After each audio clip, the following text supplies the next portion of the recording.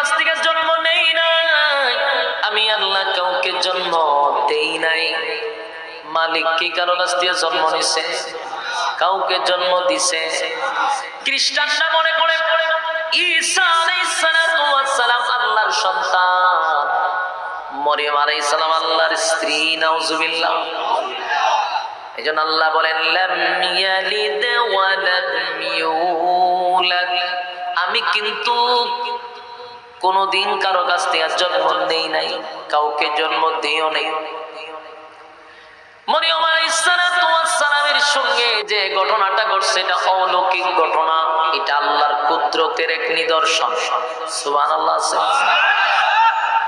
সারা জীবন মার বাবার মাধ্যমে সন্তান হয় গো, এটাই তো আমাদের ধারণা, এটাই তো পৃথিবীর সিস্টেম। মা আর বাবার মাধ্যমে সন্তান জন্মগ্রহণ হয়। মরিয়ম আলাইহিস সালামের ঘরে ঈসা পয়গম্বরকে জন্ম দিয়েছেন আল্লাহ বাবা ছাড়া। সুবহানাল্লাহ। বাবা ছাড়া সন্তান জন্ম দিল। যদি কোনো সময় এই সিস্টেমটা না হইতো, এদেশের নাস্তিকরা অনেক সময় বলতো যে বাপ আর মা ছাড়া তো আল্লাহ সন্তান জন্ম দিতে পারে না। কিন্তু আল্লাহ দেখায়া দিল বাবা ছাড়াও আমি চাইলে সন্তান দিতে পারি। এটা আল্লাহর কুদরতের এক নিদর্শন।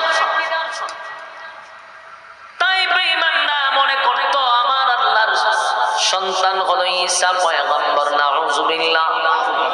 আল্লাহ জানায়া দেয় লাম ইয়ালিদ ওয়া লাম ইউলাদ ওয়া লাম ইয়াকুল লাহু কুফুয়ান আহাদ।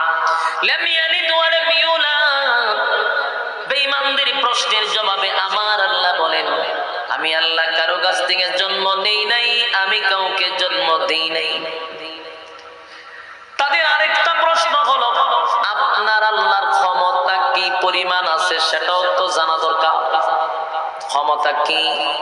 আল্লাহ বলেন ওয়ালাম ইয়াকুল লাহু কুফুয়ান আহাদ। আল্লাহ বলেন আমার সমতুল্য কেউ নাই, কেউ নাই, কেউ নাই, কেউ নাই।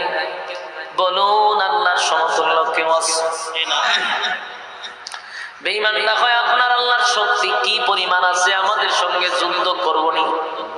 আল্লাহ ওয়ালাম ইয়াকুল লাহু কুফুয়ান আহাদ, আমার সমকক্ষ কেউ